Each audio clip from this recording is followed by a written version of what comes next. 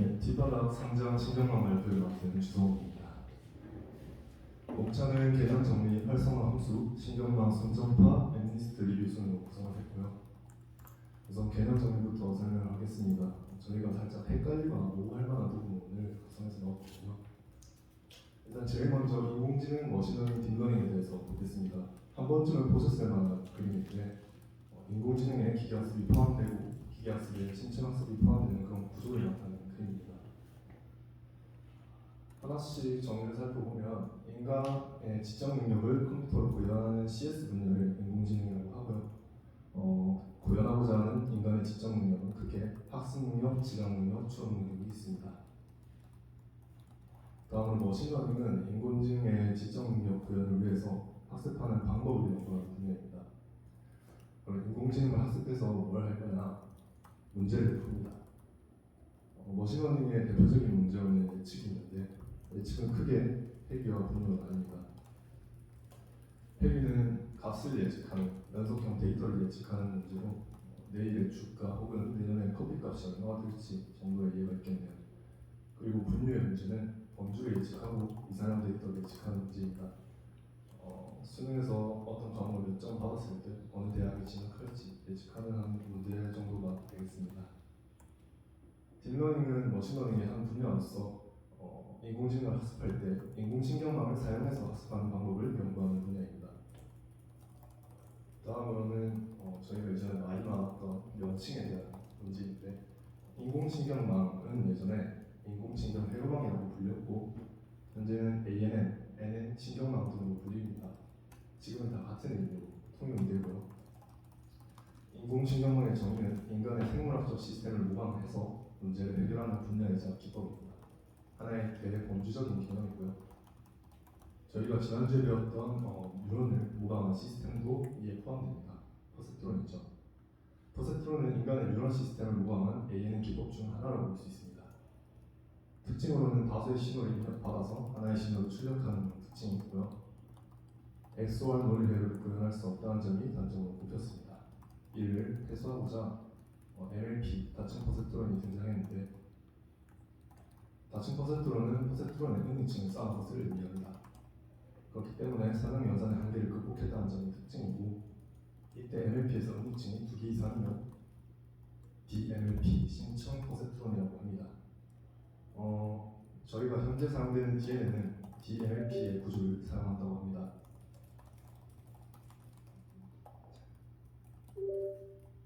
정리하면 인공신경망, 인공신경회로망, 신경망, ANN, NN은 전부 다 같은 의미입니다. 그리고 퍼셉트론은 인공신경망의 기법 중 하나이고 MLP는 퍼셉트론의 은위층을 주요한 것입니다. 그리고 DNN은 DMLP 구조를 기반으로 하며 현재 명칭이 혼용돼서 쓰인다고 합니다. 다음으로 활성화 함수에 대해서 설명을 하겠습니다. 활성화 함수가 뭔지 알아보기 전에 활성화 함수를 알아보기 전에 퍼셉트론을 간소화하는 과정을 거치게 될 텐데 지금 보이는 대로 퍼셉트론의 도식이 나타나 있고 아래에는 퍼셉트론의 수식이 나타나 있습니다. 저희는 이 퍼셉트론의 수식을 간소화하기 위해서 이 가중합부를 간소화할 건데 A라는 새로운 변수에 가중합의 수식을 대입해서 아래와 같이 퍼셉트론의 수식을 간소화시킬 수 있습니다. 그리고 한 번 더 이 출력값을 간소화시키기 위해서 이 부분을 HA라는 새로운 함수를 정의함으로써 최종 출력 신호인 Y는 HA꼴로 간소화할 수 있습니다. 이때 새롭게 정의한 함수 HA가 퍼셉트론의 활성화 함수라고 부릅니다.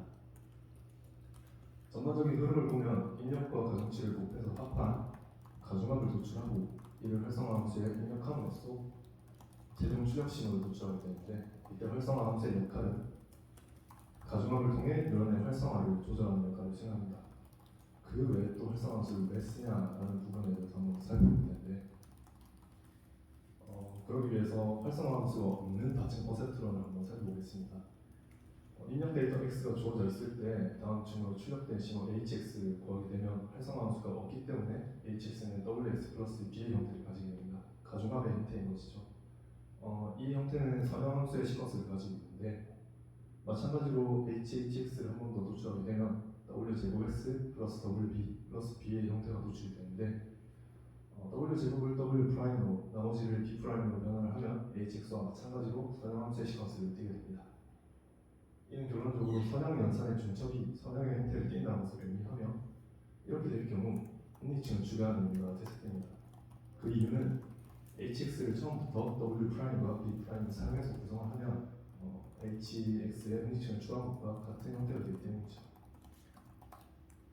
결론적으로 LLP에서 un이층을 추가한다는 의미는 선형 연산의 한계를 극복하기 위함이었는데 이때 활성화 함수의 역할이 비선형성을 부여한다고 볼 수 있습니다. 정리하면 활성화 함수는 뉴런의 활성화를 조절하는 역할과 비선형성을 부여하는 역할을 수행합니다. 그렇기 때문에 신경망에서의 활성화 함수는 모두 비선형 함수를 따르게 됩니다.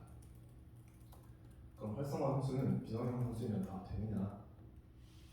안 됩니다. 조건을 만족해야 하는데 넌리니어 해야 되고 디퍼런스블 해야 됩니다. 비선형적이고 미분이 가능해야 함을 의미하는데 이를 만족하는 함수가 신경망의 활성화 함수로서 사용될 수 있습니다. 이제 활성화 함수의 종류를 알아볼 텐데 저희가 제일 많이 봤던 계산 함수 스텝 펑션이죠. 퍼센트론의 활성화 함수이고 0이라는 인계값을 기준으로 변화합니다. 그리고 0 혹은 1만을 도출하는 특징이 있죠.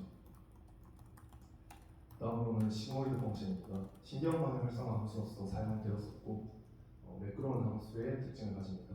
그리고 0에서 1 사이의 연속값을 도출하고 입력값에 비례해서 값을 도출하는 특징이 있습니다. 하지만 큰 문제점이 있어서 현재는 딥러닝 학습식에 사용을 하지 않고요. 나머지 함수를 좀 살펴보기 전에 스텝 펑션과 싱어리드 펑션을 비교해 볼 텐데 공통점을 먼저 찾으면 눈에 띄는 것은 둘 다 비선형적이라는 것이죠. 차이점을 한번 자세히 알아봐야 할 것 같은데 스텝 펑션의 경우 0이라는 인계값을 기준으로 변화합니다. 그에 비해 시그모이드 펑션은 매끄럽게 변화하죠. 스텝 펑션을 먼저 살펴보겠습니다. 인계값을 기준으로 변화한다는 말은 함수의 값이 절대라는 것을 의미하죠. 그렇기 때문에 연속적이지 못하고 그렇게 되면 미분을 할 수 없습니다. 그렇기 때문에 신경망의 활성화 함수로서 사용을 할 수 없다는 점이 특징인데 그에 비해 시그모이드 펑션은 매끄럽게 변하기 때문에 미분 가능성이 존재하고 신경망의 활성화 함수로서 사용이 가능합니다. 다음으로는 도출값인데 퍼센트론의 함수는 0과 1을 도출하는 반면 시그모이드 펑션은 연속적인 치수값을 도출하죠. 이는 아래와 같이 해석이 할 수 있는데 0과 1만을 도출한다는 것은 신호의 출력 여부만 포함한다고 볼 수 있습니다. 이전 신호에 대해서 가중합을 아예 죽여버리거나 살려서 신호를 전달하거나 조정하거나 수행하는 것이죠. 반면에 시그모이드 펑션은 실수값을 도출하는데 이는 작은 가중합이 들어왔을 때 작은 것을 도출하고 큰 값이 들어오면 큰 것을 도출하기 때문에 이전 신호가 얼마나 중요한지 중요도도 함께 포함한다고 볼 수 있습니다. 이어서 활성화 함수 종류를 계속 보면 렐로 함수가 대표적으로 있는데 시그모이드의 문제를 극복했다는 점에서 큰 의의를 가지는 함수이고요. 양수인 경우 그대로 출력하고 음수인 경우 0을 출력합니다. 이는 신경망의 학습에서 좀 더 자세히 다루질 내용이라서 크게는 안 어렵고 딥러닝에서 현재 가장 많이 사용되는 활성화 함수라는 점을 이해해 주시면 될 것 같습니다. 그 외의 함수로는 하이퍼볼릭 탄젠트, 미키렐로, 맥사, L로 등이 있는데 하이퍼볼릭 탄젠트 같은 경우에는 시그모이드와 비슷하게 생긴 만큼 동일한 문제가 발생해서 잘 쓰이지 않습니다. 그 외 나머지 함수는 렐로의 R로 특정 작업에서 렐로보다 조금 나은 퍼포먼스를 보이긴 하지만 큰 성과 차이가 나는 것이 아닌 반면에 계산 비용이 발생해서 렐로를 쓸 때가 더 많다고 합니다. 정렬별 활성화 함수는 가중합을 통해 뉴런의 활성화를 조절하는 역할을 수행하면서 비선형성을 부여합니다. 그리고 활성화 함수는 비선형성과 미분 가능성을 갖추어야 신경망에서 작동을 하는 데 의의가 있고요. 현재 활성화 함수로는 렐로를 가장 많이 사용합니다. 다음은 신경망에 대해서 설명을 하겠습니다. 신경망은 크게 입력층, 응익층, 출력층으로 구성이 됩니다. 해당 그림을 예제로 들면 입력층이 0층, 응익층이 1층, 출력층이 2층이 되고요. 이 신경망의 명칭은 투 레이어 뉴럴 네트워크, 원 히든 레이어 뉴럴 네트워크라고 합니다. 전체 층수에서 입력층의 수는 포함하지 않기 때문에 2계층 신경망 혹은 응익층의 수만 세워서 1응익층 신경망이라고 부릅니다. 뉴런의 신호 처리 과정을 살펴볼 텐데 방금 보았던 신경망을 예시로 해서 보게 될 겁니다. 처음으로는 입력층의 신호와 응익층에 있는 노드 중 하나와의 신호 처리 과정을 살펴볼 텐데 예시 도식은 이 그림을 사용해서 설명을 하겠습니다. 구성 요소를 먼저 살펴보면 W1, W2가 가중치로서 존재하고요. B가 편향으로 존재합니다. 그 옆에 있는 1 노드는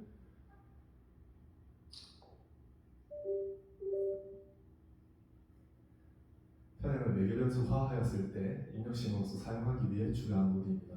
그리고 x1, x2가 입력 신호로서 주어져 있고요. 이를 조금 더 정리를 하면 1, x1, x2가 입력 신호 x가 되고 bw1, w2가 매개변수 세타로서 묶일 수 있습니다. 이들을 곱해서 합한 가중합을 도출한 뒤에 활성화함수에 입력함으로써 최종 출력 신호를 도출하게 되면 전달 과정이 끝이 납니다. 다음으로는 입력층과 응시층 전체의 신호 처리 과정을 볼 텐데 좀 조잡할 수 있지만 이 도식을 사용하겠습니다. 먼저 살펴볼 점은 이 편향에 있는 1이라는 노드가 출력 신호 그 다음 층에 있는 전달 과정에는 존재하지 않는다는 점인데 편향은 이전 층의 신호에 영향을 받지 않습니다. 그리고 다음 층의 영향 행사만 수행하기 때문에 전달되는 과정에서는 포함되지 않아요. 이 점을 알아두시면 좋을 것 같고 Y1 먼저 계산하는 과정을 한번 보겠습니다.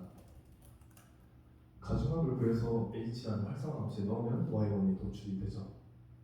Y2와 Y3도 동일합니다. 근데 이렇게 하나하나 수행을 하게 되면은 연산이 복잡하고 많아집니다. 그래서 저희는 행렬 연산을 사용하게 되는데요. 행렬 연산을 처리하는 과정을 살펴보기 전에 어떤 구성 요소가 있는지 알아보겠습니다. 입력 신호를 묶은 행렬 X가 존재하고 가중치를 묶은 W라는 행렬이 존재합니다. 이때 W1, 2, 3는 X1에 대한 가중치이고요. W4, 5, 6은 X2에 대한 가중치입니다. 그리고 편향을 나타내는 B1, 2, 3가 B라는 행렬에 묶여 있는데요. 각각의 형상을 살펴보면 X는 1/2, W는 2/3, B는 1/3가 되죠. 가중합을 도출하는 원래 식은 이런 식으로 되어 있었는데 이를 행렬 연산으로 나타내면 유사하게 A는 WX 플러스 B라는 수식이 도출이 됩니다. 그럼 저희가 여기서 먼저 알아봐야 될 것은 이 행렬 연산이 가능한 연산인지 먼저 체크해 봐야 되겠죠. A라는 가중합은 Y라는 출력 신호에 입력이 되어야 하기 때문에 1/3라는 형상을 가지고 있을 겁니다. 그 반면에 X는 1/2, W는 2/3였죠. 행렬 모드를 수행하면 도출되는 신호는 1/3일 겁니다. 마찬가지로 B도 1/3였기 때문에 행렬의 합 연산이 가능해지죠. 그렇기 때문에 도출되는 건 최종적으로 1/3 형상이고 가중합의 형상과 동일하기 때문에 이 행렬의 곱은 수행을 할 수 있겠다라는 걸 저희가 알 수 있죠. 그래서 일일이 계산하는 과정을 저희가 직접적으로 보지 않을 겁니다. 어떤 식의 흐름이 되는지만 볼 텐데 XW를 통해서 가중치와 입력 신호를 곱하는 과정을 가지고 편향을 더해 줬을 때 A라는 가중합이 도출됩니다. 이거를 활성화함수에 넣으면 Y라는 최종 출력 신호가 도출이 되죠. 왼쪽과 오른쪽을 비교해 보겠습니다. 왼쪽 같은 경우에는 스칼라 값의 연산이죠. 반면 오른쪽은 행렬 연산입니다. 스칼라 값의 연산은 각 유형에 대해 일일이 하나하나 계산한 것이죠. 반면 행렬 연산은 층 전체에 대해서 한 번에 계산한 것입니다. 그렇기 때문에 연산의 비용이 감소한다고 볼 수 있죠. 정리하면 신경망은 입력, 응립, 출력층으로 구성이 되고 편향은 다음 층으로 영향을 가하기만 하며 영향을 받지는 않습니다. 그리고 신경망의 연산을 위해 행렬 연산을 사용할 수 있습니다.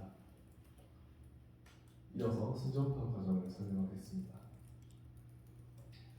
신경망 문제 해결 과정에는 크게 두 가지로 분류가 되는데 학습 과정과 추론 과정으로 이루어집니다. 학습 같은 경우에는 학습 데이터를 통해서 매개변수를 학습하는 과정이고요. 추론 과정 같은 경우 학습된 매개변수로 입력 데이터를 예측하는 과정입니다. 추론 과정에서는 순전파 과정이라는 것이 사용되고요. 학습 과정에서는 역전파 과정과 순전파 과정이 사용됩니다. 저희 이번 3장에서는 추론 과정, 순전파 과정을 자세하게 살펴볼 거고요. 순전파 과정을 살펴보기 위한 예시 신경망입니다. 0층, 1층, 2층, 3층으로 구성이 되어 있고 3계층 신경망이죠. 그리고 응이층이 2개 이상이기 때문에 딥 뉴럴 네트워크이기도 합니다. 하나하나 살펴볼 텐데 저희는 먼저 0층에서 1층으로 가는 과정을 먼저 살펴볼 겁니다. 대신 복잡한 연산을 하기보다는 이 행렬곡을 사용해서 순정파 과정을 할 때 이게 가능한 연산인지를 보는 쪽에 초점을 맞춰서 순정파가 가능하다를 한번 확인해 보겠습니다. 우선 편향 노드를 추가해 주어야 하고요. x1과 x2를 입력 신호 x로 써줬고 각각 연결된 출력 신호에 있는 노드들을 Z1이라는 행렬에 Z1, 2, 3를 넣어두었습니다. 그리고 각각 연결된 가중치를 W1이라는 행렬로 정의를 하였고 편향을 B1으로 정의를 하였습니다. 이전에 봤던 예시와 동일한 상황이죠. 보면은 저희는 이전 예시에서 봤듯이 Z1을 도출하기 위해서는 가중합 A1을 활성함수에 넣어야 하고 이 가중합은 SW1 플러스 B1이라는 행렬 연산으로 처리할 수 있음을 알고 있습니다. 그래서 저희는 이게 가능한지를 먼저 보겠죠. 우선 A1은 마찬가지로 1/3의 행렬이 되어야 할 것입니다. 그리고 X는 1/2, W1은 2/3이기 때문에 행렬곡 연산이 가능하고 최종적으로 1/3를 도출합니다. B어는 마찬가지로 1/3이기 때문에 행렬합을 수행하면 최종적으로 1/3가 도출이 되죠. 그리고 나서 최종적으로 가중합 A1을 활성함수에 넣어줌으로써 Z1이 도출되는 것을 볼 수 있습니다. 네, 다음으로 Z1은 1/3임을 알 수 있고요. 1층에서 2층으로 가는 과정을 한번 보겠습니다. 마찬가지로 노드 편향 노드를 추가해주고요. 입력 신호 Z1, 2, 3를 출력 신호인 Z2로 넘기기 원해 위해서 가중치를 정의해주고요. 편향 행렬도 정의해줍니다. 형상은 뒤에서 자세히 확인을 해보겠습니다. 마찬가지로 이 연산에 만족하는지 한번 확인해 볼 텐데 A2 같은 경우에는 출력층에 있는 노드가 출력 신호가 두 개이기 때문에 1/2의 행렬을 가져갈 것입니다. 그리고 Z1 같은 경우에는 아까 봤던 1/3였고 W2는 새롭게 적용된 가중치로서 3/2였습니다. B2 같은 경우에도 편향이 1/2였죠.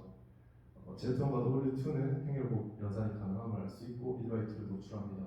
B2와 함께 한 연산을 수행할 수 있기 때문에 최종적으로 가중합은 1/2를 도출하는 것이 만족합니다. 마찬가지로 출력 신호를 도출하기 위해 활성함수에 넣어주면 출력 신호 역시 1/2가 됩니다. 네, 마지막으로 2층에서 3층으로 가는 과정인데 이것도 동일하게 편향을 추가하고 입력 신호와 출력 신호 Y를 선정한 뒤에 가중치를 정의하고 편향을 정의해 줍니다. 이제 마무리는 쉽게 넘어가 보면 A3는 1/2가 되어야 할 것이고 Z2와 W3는 1/2, 2/2였기 때문에 행렬곡 연산으로 1/2가 도출됩니다. 그리고 B3는 1/2였기 때문에 행렬 합 연산을 마치면 1/2로 도출되죠. 최종적으로 Y도 1/2가 됩니다. 이를 통해서 저희는 신경망의 문제 해결 과정이 학습과 추론 과정으로 존재한다는 걸 알 수 있었고 추론에서는 순정파, 학습에서는 역전파, 순정파 과정을 수행하고 행렬 연산을 통해서 순정파 과정을 수행할 수 있음을 알게 되었습니다. 마지막으로 엠리스트 리뷰를 수행할 텐데 주어진 문제는 엠리스트 영상을 신경망으로 분류하는 것이죠. 엠리스트 데이터는 0부터 9까지의 손글씨 영상과 각 손글씨 영상의 레이블로 구성이 되어 있습니다. 여기서 손글씨 영상이 저희가 사용할 입력 데이터이고 레이블이 저희가 출력하고자 하는 데이터의 상태이죠. 그럼 이걸 어떻게 입력하고 출력할 것인가 영상과 레이블을 어떻게 다룰지 한번 보겠습니다. 우선 입력 신호 같은 경우에는 데이터를 어떻게 표현하느냐에 따라서 달라진다고 하는데 영상 같은 경우에는 각 격자마다 화소값을 가진 배열의 형태를 취합니다. 이때 화소값은 정수형을 취하고요. 영상 데이터의 구조 대표적인 두 가지를 들고 왔습니다. 그레이스케일이라는 것과 RGB라는 것이 존재합니다. 그레이스케일은 흑백 영상으로 하나의 채널을 가지고 RGB는 RGB 색상 공간의 영상으로서 레드, 그린, 블루 세 가지 채널을 가집니다. 이걸 알고 저희가 엠리스트 데이터를 살펴보면 이 엠리스트 데이터는 28x28로 격자를 가진 배열이고요. 그레이스케일입니다. 그렇기 때문에 채널이 하나라서 실감 형상은 1x28x28 배열을 가집니다. 결론적으로 화소가스 범위는 0에서 255를 취하는데 표현되는 방식은 배열의 형태를 표현했을 때 이런 식으로 표현이 될 겁니다. 하지만 저희는 입력을 할 때 이 배열을 벡터라이즈해서 하나의 벡터 형태로 입력을 하게 될 텐데 이렇게 되면은 형상이 1 784 어레이가 됩니다. 다음으로 레이블인데요. 0부터 9까지의 정수를 취하는 레이블을 가지고 있습니다. 어차피 저희는 신경망으로 분류를 해야 되기 때문에 나타날 때도 사용할 수도 있죠. 엠리스트 데이터 만약에 이 이미지가 있다면 레이블은 0으로 표기가 되어 있을 겁니다. 이 점을 알고 이제 레이블을 출력하기 위해서 신경망 출력층을 어떻게 구성할지를 살펴보아야 하는데 신경망의 출력층은 문제에 따라서 달라집니다. 출력층을 구성할 때는 크게 두 가지 요소가 있는데 뉴런의 수를 얼마로 할 것인가와 활성함수로 무엇을 사용할 것인가입니다. 저희가 아까 봤던 예측은 크게 회귀와 분류는 아니죠. 회귀 같은 경우에는 출력층에서 회귀를 얻고자 하는 값의 수를 노드의 수로 씁니다. 분류 같은 경우에는 분류하고자 하는 클래스, 종류의 수를 노드의 수로 사용을 합니다. 그리고 활성함수 같은 경우에는 회귀 같은 경우 항등함수, 분류 같은 경우 소프트넥스 함수를 사용합니다. 저희는 분류를 수행해야 되니 이 두 가지의 시퀀스를 사용하면 되겠죠. 우선 활성화 함수를 저희가 왜 갑자기 튀어나왔나 한번 확인해 볼 텐데 순전파에서의 활성화 함수와 출력층에서 활성화 함수는 살짝 역할이 다릅니다. 순전파에서는 저희가 뉴런의 활성화를 조절하고 비선 형성을 부여한다고 했었죠. 출력층에서는 최종 출력된 가중합의 데이터를 어떻게 사용할 것인가 후처리하는 역할이 따로 존재하고요. 그렇기 때문에 순전파와 출력층에서의 활성화 함수의 의미를 조금 분리해서 생각하는 게 필요합니다. 대표적인 출력층에서 사용하는 활성화 함수 두 가지인데요. 아이덴티 펑션인 항등함수, 소프트넥스 펑션이 존재합니다. 아이덴티티 펑션부터 보면 가중합을 그대로 출력을 하기 때문에 출력층에 있는 가중합과 출력층 신호 간의 연관성이 1대1로 구성이 되어 있습니다. 소프트넥스 같은 경우는 조금 복잡한데 실제로는 가중합의 익스포넨셜을 취한 값에다가 각 클래스에 해당하는 노드들이 모두 익스포넨셜을 취한 값을 합한 값을 나누기 때문에 가중합과 출력층의 신호가 다대다로 연결되어 있는 구성을 가지고 있습니다. 소프트맥스 펑션의 특성을 조금 더 보면 출력의 총합이 1입니다. 그리고 0에서 1 사이의 값을 출력합니다. 모든 노드에 관해서. 그렇기 때문에 이는 확률의 정의를 만족하죠. 그래서 출력값이 확률로서 해석을 할 수 있습니다. 그렇기 때문에 입력이 해당 클래스의 확률을 나타낸다고 이해를 하시면 될 것 같습니다. 최종적으로 신경망 추론 과정을 저희가 엠리스트 영상에 대해서 확인을 해보면 입력층에서는 1/784라는 배열을 가지고 있었죠. 출력층에서는 분류해야 되는 게 0부터 9까지니까 총 10개로 1/10의 형상을 가지고 있을 겁니다. 그리고 은희층은 교재에서는 50, 100으로 정해놨기 때문에 1/50, 1/100이 되었는데 사실 1/는 떼고 생각을 해야 됩니다. 가중치를 보면은 784에서 50으로 가고요. 은희층 사이에 있는 가중치는 50에서 100, 은희층에서 출력층으로 가는 가중치는 100/10입니다. 이렇게 해서 최종 도출된 가중합을 소프트넥스에 넣음으로써 출력되는 확률값 중에서 가장 큰 값을 가지는 그런 클래스가 예측 클래스가 됩니다. 네. 이게 신경망 추론 과정, 엠리스트 데이터에 대한 최종 형상의 추이인데요. X가 784개의 노드를 가지고 있고 Y가 출력층에서 10개의 노드를 가지고 있죠. 그리고 W1, 2, 3는 은지층의 노드 수에 따라서 각각에 맞는 형상을 취하고 있습니다. 구현 과정으로는 코드로 구현을 했을 때 데이터를 로드해야 되고 활성화 함수를 정의해 줍니다. 그리고 신경망을 정의하고 순전파를 수행한 뒤에 정확도를 평가해야 되죠. 각각의 코드는 제가 상세하게 여기에서 적어놓지는 않았지만 이런 식으로 되어 있습니다. 저희가 조금 유형 깊게 살펴볼 부분은 정확도 평가인데 이게 실제 신경망에서 평가하는 추론 과정을 나타내는 코드인데요. 데이터 한 개를 예측하는 과정을 총 데이터 개수만큼 반복을 합니다. 근데 이렇게 할 경우에 병목 현상이라는 게 발생을 합니다. 병목 현상이라는 것은 입력될 데이터가 많은데 하나씩 들어가니까 연산을 하나씩 수행해서 중간에 막히는 부분이 있죠. 연산 시간이 증가하는 문제점이 발생합니다. 그래서 이 반복 현상을 해결하고자 저희는 배치라는 걸 쓸 건데, 배치가 무엇이냐? 배치는 입력 데이터를 묶은 하나의 묶음을 의미합니다. 예를 들어 이렇게 동그라미가 8개 있는 게 각각 하나씩 들어가는 입력 데이터라고 치면, 배치를 수행한다 하면 동일한 크기의 배치로 묶어서 묶음 한 만큼 입력 데이터를 사용하는 것이죠. 이때 이 하나의 묶음을 배치라고 합니다. 배치 처리 과정을 살펴보면 먼저 이전에 썼던 이 형상의 주의를 모았을 때 입력 데이터를 한 개씩 선정하는 과정이었죠. 이게 배치가 한 개인 경우로도 볼 수 있습니다. 근데 배치 처리를 만약에 100개씩 묶어서 쓴다고 하면 입력층에는 100개의 데이터가 들어가므로 100 784가 X의 형상으로 되어 있죠. 그리고 Y의 경우 100개에 대한 데이터의 레벨이 한꺼번에 나타나기 때문에 100 10이 됩니다. 아무튼 이런 식으로 해서 배치 처리 과정을 수행할 수 있고, 이걸 코드로 구현했을 때 오른쪽이 배치 처리를 하는 코드인데, 이 부분에서 배치 사이즈만큼 입력하는 코드가 추가되어 있습니다. 그리고 평가하는 과정에서도 배치 사이즈만큼 평가하는 과정이 추가가 되어 있는데, 조금 확인해 볼 만한 부분은 저희가 코드를 실행하는 시간을 돌려보았을 때 확실히 오른쪽에 배치 처리를 한 게 조금 더 빨리 완료되었다는 것을 볼 수 있습니다. 정리하면 영상 데이터는 배열로서 존재하고 출력층의 구성은 문제에 따라 나뉩니다. 출력층에서 활성화 함수는 후처리 역할을 수행한다는 점을 알아둬야 하고, 경법 현상 해소를 위해서 배치 처리를 수행합니다. 여기서 발표를 마치도록 하겠습니다. 감사합니다.